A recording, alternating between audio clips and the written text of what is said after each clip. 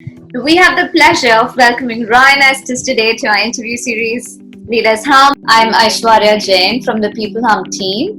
Before we begin, just a quick intro of peopleHum. peopleHum is an end-to-end, one-view integrated human capital management automation platform, the winner of the 2019 Global Cody Award for HCM that is specifically built for crafted employee experiences and the future of work with AI and automation technologies. We run the peopleHum blog and video channel, which receives upwards of 200,000 visitors a year and publish around 2 interviews with well-known names globally every month. And now for our guest, Ryan Estes is the CEO of Ryan Estes and Associates. Ryan has more than 20 years of work experience as a sales professional and a leader. He is among the best keynote speakers and also delivers online classes, during which he loves to include his life experiences. We're all familiar with his pouring happiness story. Ryan helps participants of his course speeches thrive in this very competitive and rapidly changing world. We're very happy to have Ryan in our interview series. Welcome, Ryan. We're thrilled to have you. Oh, thank you. Thank you so much. It's great to be here. I'm excited to chat today. Our pleasure, Ryan. So, Ryan, what are those life experiences that really shaped your thinking, your energy, your career, and what is it that you're involved with currently? Yeah, so I think a big part of my life experience is that I grew up in a house with two teachers.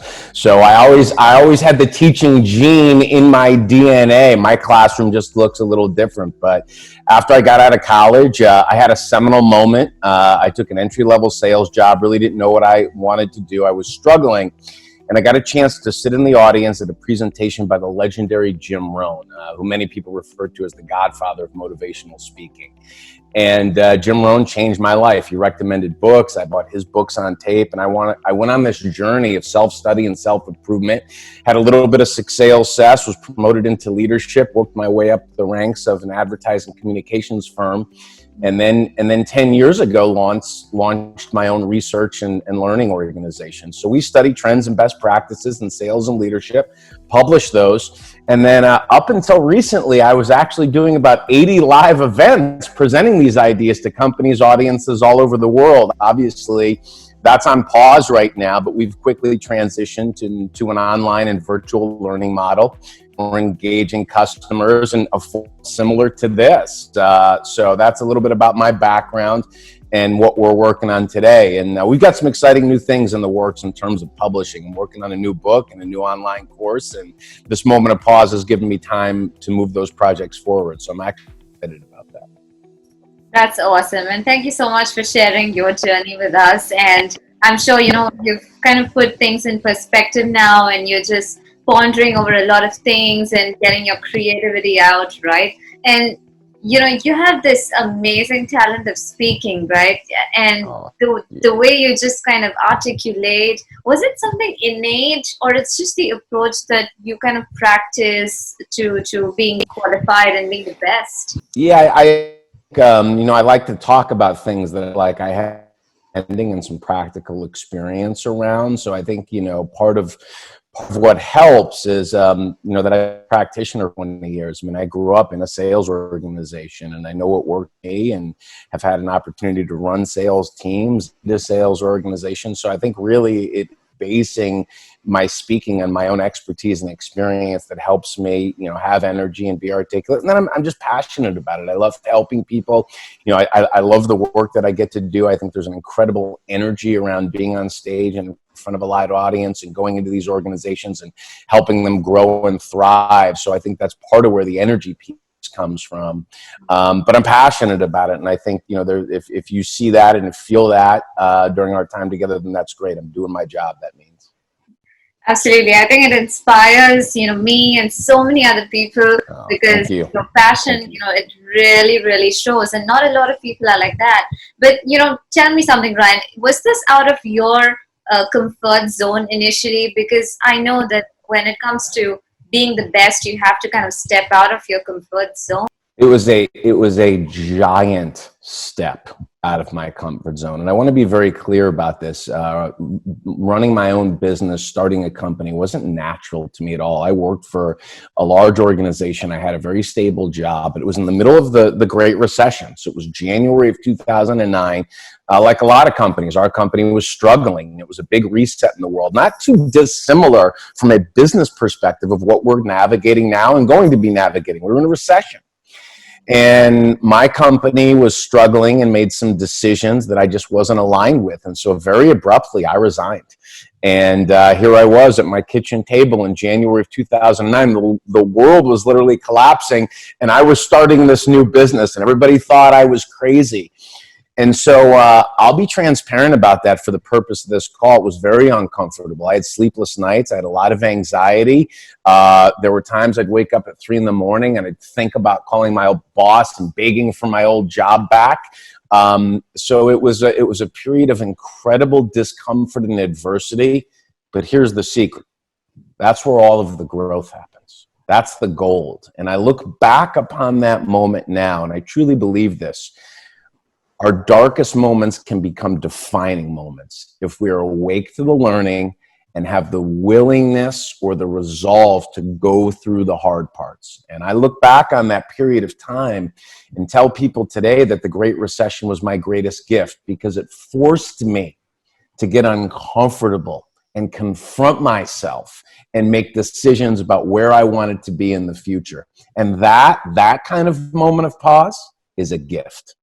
Absolutely. So this came from the inside. You asked yourself questions, and this came from the inside, and you got the answers from the inside, right? Yeah, I think there's an incredible reserve of wisdom and divine intelligence that exists deep inside of us. But when we're on the treadmill and our routines and our day-to-day, and we're busy and moving a million miles a minute and on social media and text messaging and email, and we watch TV at night, we numb ourselves out and we don't access that reservoir of wisdom. And look, sometimes if you ask yourself hard questions, you may not like the answers, but if you're willing to sit still for a minute and confront that and look inside yourself, I think there's a lot of intelligence available. And by the way, I'm doing that right now. If you look at my last blog post, and you could link to it in the show notes, one of the questions I'm asking myself is, who do I want to be June 1st? And who do I want to be January 1st? And not necessarily what do I want to achieve or how do I want to grow my business, but who do I want to be? And how am I going to be remembered during this period of time? And I think looking at that and reflecting on those things can kind of help shape your decision making. And that's a good thing. Absolutely. That's a wonderful thing. If you can question yourself that who you're going to be, which is the question that I think most people forget. I mean, I would not have thought about thinking that who am I going to be next month, right? So it's very interesting the way you kind of put it. Makes you kind of think that, hey, you know, what can I change about myself to be a much better person the next day or even the next month? And I think that's also very crucial for, you know, leaders in the business, right? You know, I think so. I mean, this is a time where, you know, leadership is paramount. People are starving for leadership. We are as a society, we are as communities, and certainly in the context of business, our companies need quality leadership right now to navigate all of this uncertainty. And without question, there's going to be a long tail effect to this, you know, economically, psychologically, where strong leadership is going to be required.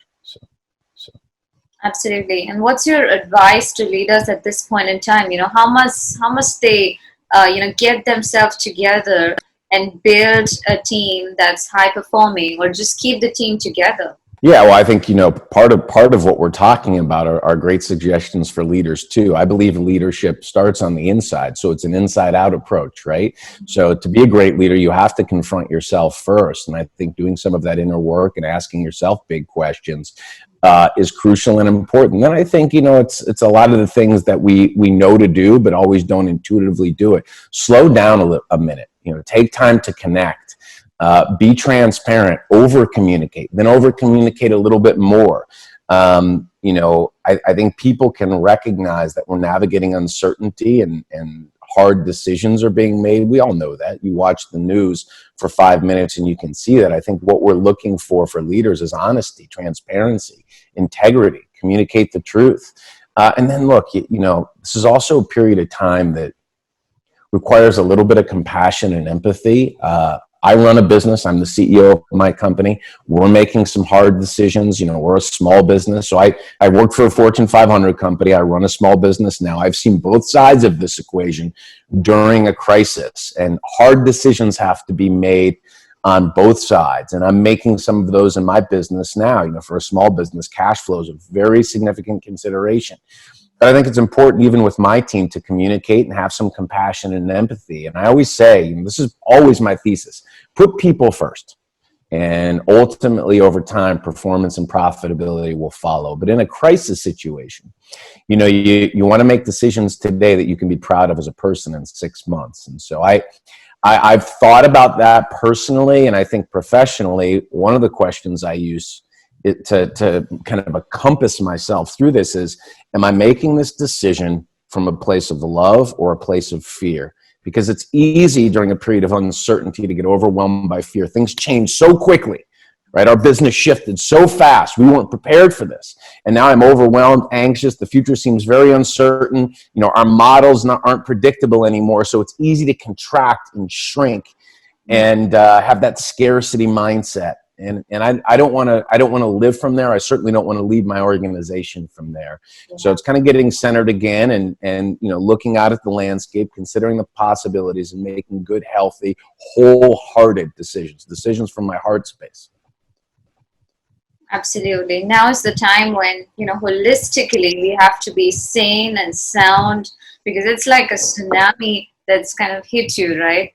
And it's chaotic. It's really chaotic. And, I think innovation can come from this chaos. And then you have business performance that's based on, predictability and consistency, right? So how do you believe organizations can align to achieve both goals, innovation plus business performance? Yeah, so I think you have to give yourself a little bit of room to innovate. So in some respects, it may be taking a step back to take 2 or 3 forward. I will tell you right now, I wouldn't have wished for this, right?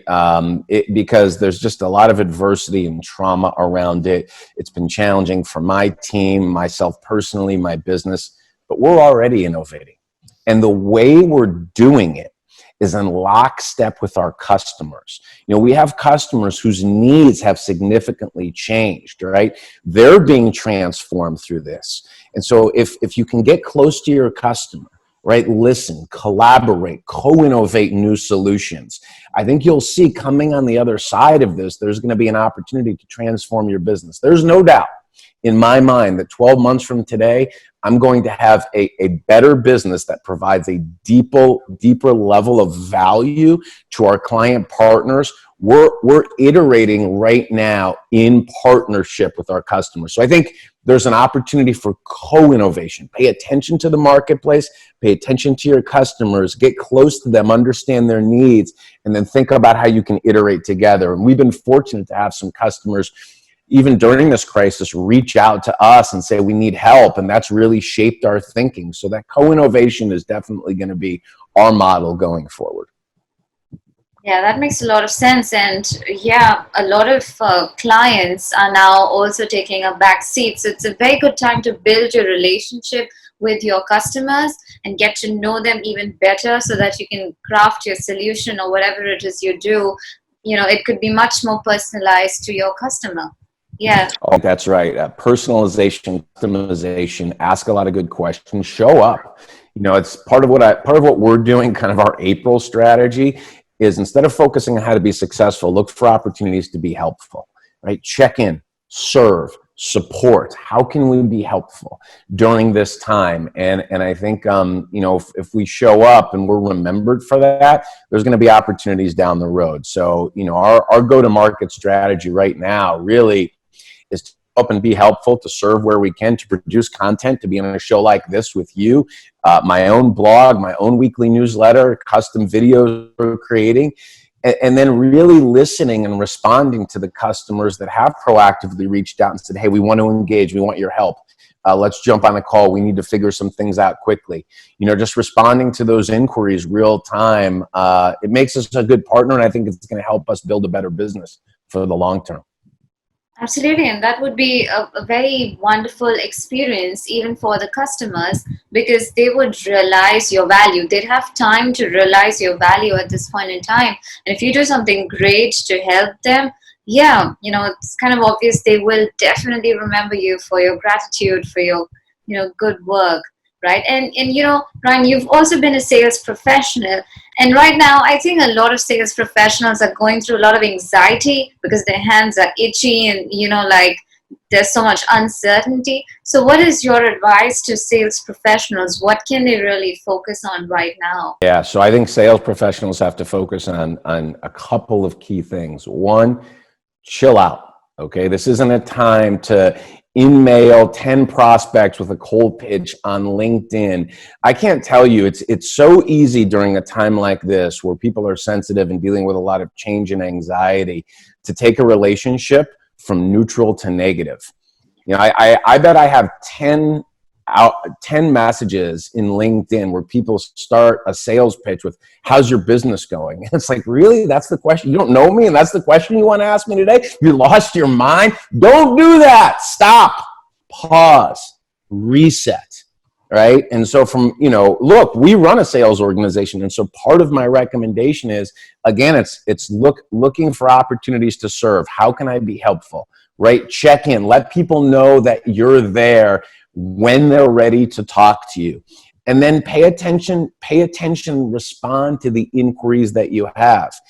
Salespeople have to understand that their customers and prospective customers' universe also got reset during this time. So the conversations you were having a month ago, the proposals that you sent out the door a month ago, they might not be as relevant right now or for the next 12 months. So this is a big reset. So reset yourself during this process. Think intelligently. The whole customization, personalization thing, you have to think about your customer's business, what they're responding to, how their needs are changing through this time. And if you're fortunate enough to have some conversation and engagement, pay close attention to that, because those will be clues that what the marketplace needs from you. I think this is also a time where you can skill up, right? Take this moment of pause. But again, don't focus on like this month's number, because you're not going to make it. Focus on the bigger picture, right? How can you become better? How can you become better for your customers? So, there's a wonderful opportunity. Take a moment of pause, learn something new, take an online course, right? Listen to this podcast, watch the video, subscribe to the newsletter, get better. And you'll be a better servant for your customers in the long run. Absolutely. So, can professionals just kind of reach out to their customers and do a pulse check and say that, hey, I hope you're doing fine and I hope the circumstances Absolutely. are good, right? That's the right move. Hope you're safe. Hope you and your family are well. Certainly these are unprecedented times. I know we were supposed to chat this week about the proposal we had sent you 2 weeks ago. Just checking in. Let me know how you want to proceed. Here for you when you need me. That's how we're doing. We're doing that. We're letting people know we care. We're there. We can adjust anything if needed. We're rescheduling things that we had scheduled, right? Live events, meetings, training, all of that's being shifted and moved. We're being good, resolute partners around that. And then we're responding to the inquiries, to the clients that are reaching out that need a different kind of support from us. So that customization, personalization, being a good partner, making decisions today that we can be proud of in 6 months. Absolutely. And, now this is something that's about experience, right? How do you kind of create an exceptional employee experience in an organization? And how much of it can be personalized? How much of it can be automated, according to you? Well, there are a lot of things that go into creating an exceptional employee experience. And so I think at its baseline right now is, and we talked about this, people need leadership. People want confidence in their leadership, and they want confidence in the future of the organization. And I will tell you right now, the one thing employees want more than anything else is communication, right? They're starving for it. So do I think we can augment some of this virtually? Of course I do. We're doing it right now. We didn't, in my business, and even with clients, we didn't use a lot of video conferencing before, right? We had office space. I traveled all the time, but most of my communication was phone calls, and that's changed. And honestly, I don't think we'll ever go back to that. So, I'm starting to recognize that maybe having a physical office space for the kind of business we have isn't really necessary. And yes, we need to congregate in person at some degree of interval, but maybe it's not every day from 8:30 to 5. And maybe that hour of commute time for some employees would be better served doing something, more productively and leveraging some of this technology to engage. So I think there's a lot of leaders and companies that are thinking through that. And this is going to be a reset in how we work and organize ourselves to work going forward. Mark my words. So that's going to happen. Right. So you think that, there would be more of remote working, and there would be more Absolutely. Like less face-to-face meetings, business meetings can be done on, video conferences. It's a balance, right? I think we're always going to require the blend. I think you lose something, when you're not face-to-face. So I don't ever anticipate my company will be 100% virtual. We need to convene together at regular intervals. We're social creatures, right? I mean, this sheltering at home, I think it's been 3 weeks since I've, touched another human being. That's unnatural. I miss the exchange, right? The engagement that comes from being in a room with people. But I think it's balanced. I think there's going to be a balance or a blend between what do we need in terms of connecting in person, real time, and what can be augmented with technology. And it depends on your situation in your business, but I think everyone's going to figure that out. So, and we're fortunate. Look how fortunate we are to be able to look at each other, to connect through this technology. I think we're very fortunate right now to have these tools in place to help us navigate this uncertainty in a more connected way. And personally too, beyond professionally, I live in Minneapolis, Minnesota. It's been over 20 years since I've lived in the same city as any of my immediate family members. So I have 2 siblings, my mom. We all live in different cities. And now we're getting together for these family Zoom calls and these dinners and happy hours. And we're all drinking wine, and I see my nieces and nephews. And I don't know why we never did that before. We didn't, but it's a beautiful way to connect, and to create some shared experiences virtually. So I think, we're doing that in my family. I think it's having a real impact, certainly on me. I live alone, but on everybody. My mom loves it too.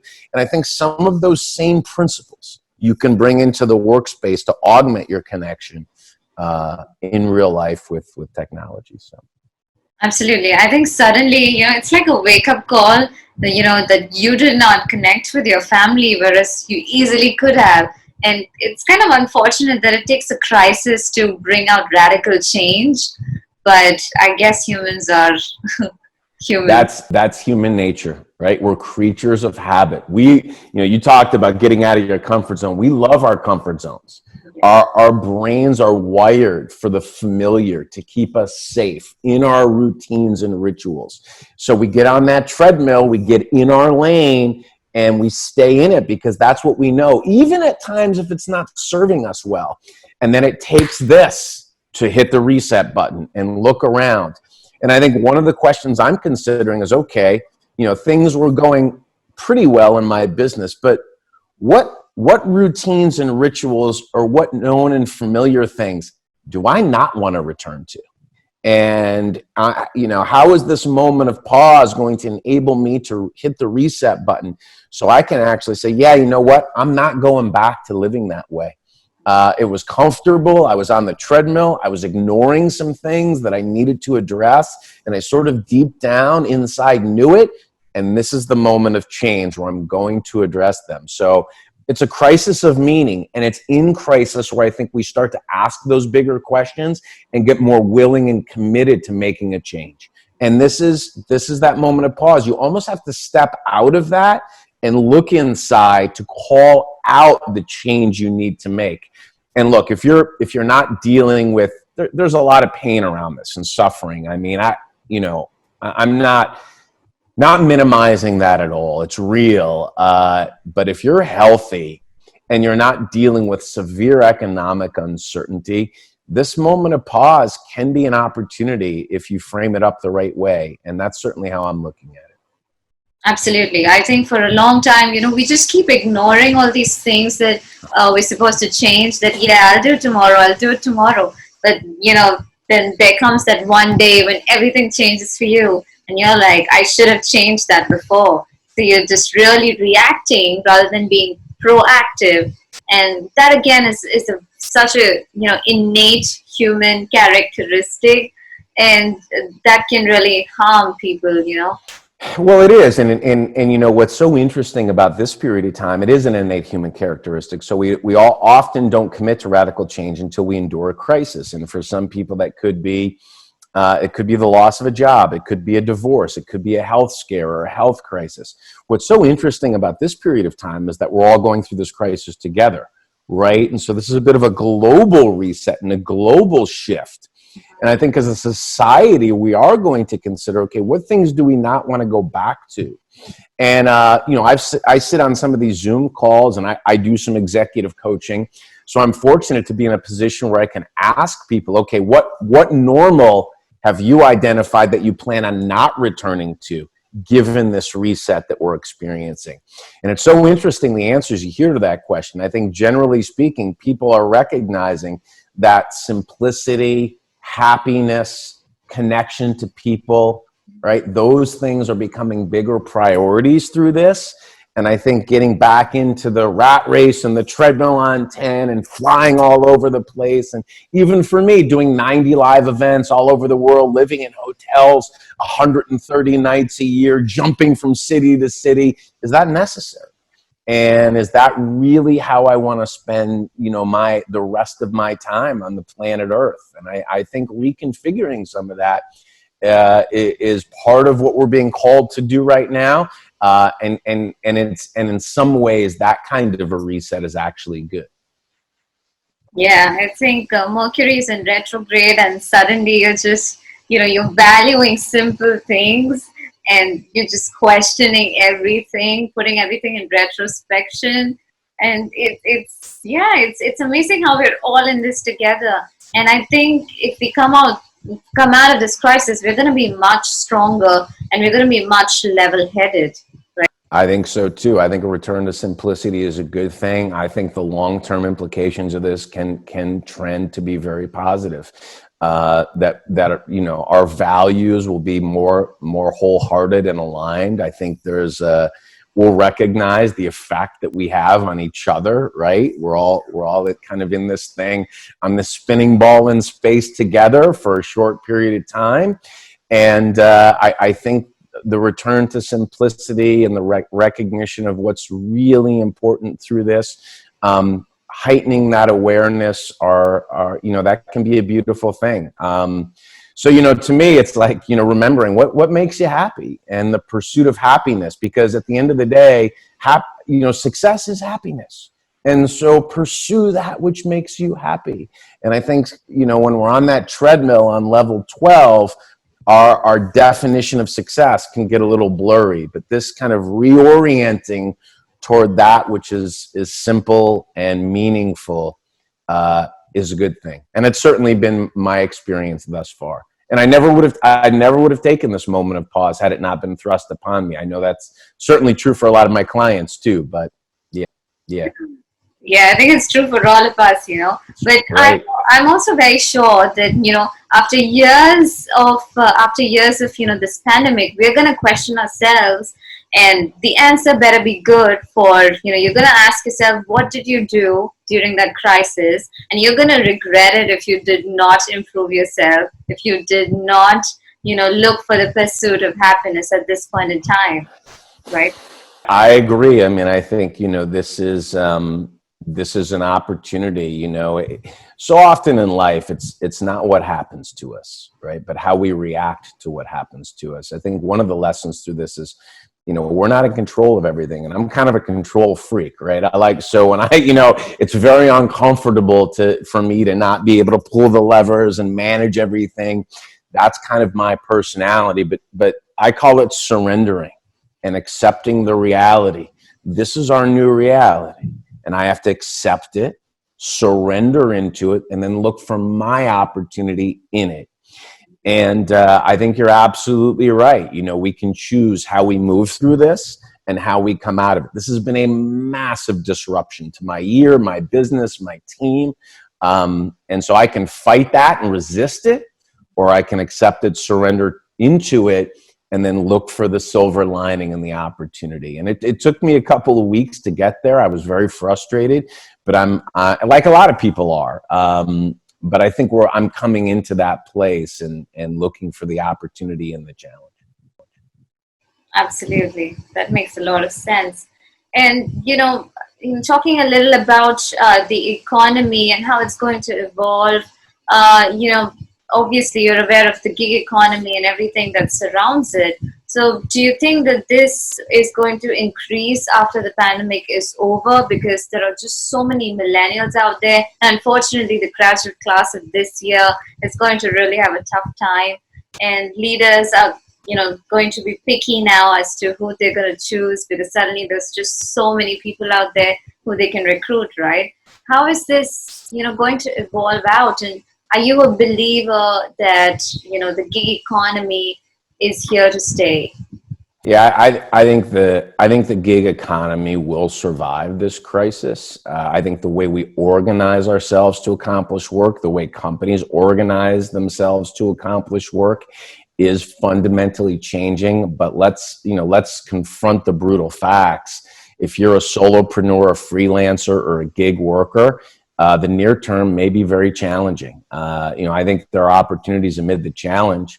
I mean, look, I've got a contracted gig worker that I'm going to be working with today as soon as I'm done with you. And so, because this shifted, I have to create content a different way. So I'm organizing some freelance help around me to do that. And that was beneficial to that particular set of gig workers. But look, it's challenging. I mean, I know friends that are solopreneurs and gig workers, and yeah, this conceivably may have been a good time to have a really stable job with a salary and a 401k and benefits, and I get that. But I don't think the world is going back. We're too interconnected, hyper-connected, and I think, so I think it's going to be a challenging time no matter what you do. But I think we'll get to the other side of that, and there's still plenty of opportunity for freelancers and gig workers to carve out their unique niche and path. And during a challenging time like this, the cream rises. So if you're uber talented, whatever your craft is, I think there's going to be opportunity amid this for you. So this is a reset right now. Everybody's figuring out. Basically our world economy is shut down. Right, we're on pause. You can't go outside. Customers aren't making decisions. And part of the challenge is there's uncertainty. We really don't know how this is going to settle or how this is going to be resolved. And amid uncertainty, people aren't likely to commit resources or make decisions. So we're in a period of pause right now, but we'll move through that and get back to work again, I think, in the near term. And I think this is going to be a painful recession. I really do, but I think it's going to be a short recession too. And we're going to come out of this better and stronger on the other side. Absolutely. I think people who, peg themselves, as average can become really skilled, and because anyway, they'll have to really compete with the market that's going to come out of this. So they're really going to have to skill themselves. Well, I think that's the message too. If you're a freelancer or a gig economy worker, even if you're somebody like me that owns a small business, how can you get better? How can you add more value? And that's a question that I'm asking, we're asking, and we're figuring it out in partnership with our customers. And that's a good thing. So, I think the goal should be, we have to get through this and make hard decisions to get through this. But how can I be a better business or a better freelancer or a better gig worker 12 months from today? And that should be a question we always ask ourselves. If you're not getting better, you're getting worse. The world changes too fast. Yeah. What doesn't kill you makes you stronger. There it is. Right. And Ryan, I know we're kind of short on time, and there's so many things that I haven't asked you. And so just to kind of conclude this, if there's some advice or some important sound bites that you'd like to leave our viewers with. Yeah, I think the most important thing in this and through this is just to recognize what's most important. Look inside yourself. There is going to be another side to this, it's kind of what I said at the onset. This is a dark moment, in our history. Nobody was prepared for this, and there's a lot of real pain and suffering around it. But know this, as a society, as communities, as a country, as families, companies, that these dark, hard moments can be our defining moments. If we're resilient and respond accordingly. So choose your response, right? Be intentional and look for the silver lining opportunity amid this. And I think 12 months from today, we can be better than we were coming into this. And so, let this be a moment of pause and a reset for you around what's important. Get your vision in place about who you're going to be June 1st and January 1st. And let's together move our way through this. And we will get through this together. Hold out hope, hold out faith, hold out that space in your heart that there's going to be a better, brighter day. And just think of how much more we will appreciate just living normal life after it's been taken away from us momentarily. There's going to be beautiful days ahead. So hold on to that hope. Yeah, that's wonderful. I think Thank we'll you. also value our relationships a lot more, right? I agree. You know what? Life is people. At the end of the day, the quality of our life is the quality of the relationships we have with the people that we love. And I think it's a good reminder and a great opportunity to focus on making sure those things are where we want them to be right now. So if you love someone, make sure you tell them today. And guess what? You can tell them on Zoom, which is great. Absolutely. Make use of technology. It's free. Yeah, it's free. Absolutely. Well, thank you so much, Ryan, for that wonderful conversation. I had an amazing time and I've learned a lot from you. It was really, really a pleasure talking to you. I appreciate your time and your views. Thank you so much. Thank you. It was a lot of fun. Yeah. Thank you and take care. Take care of yourself. And I will stay in touch with you.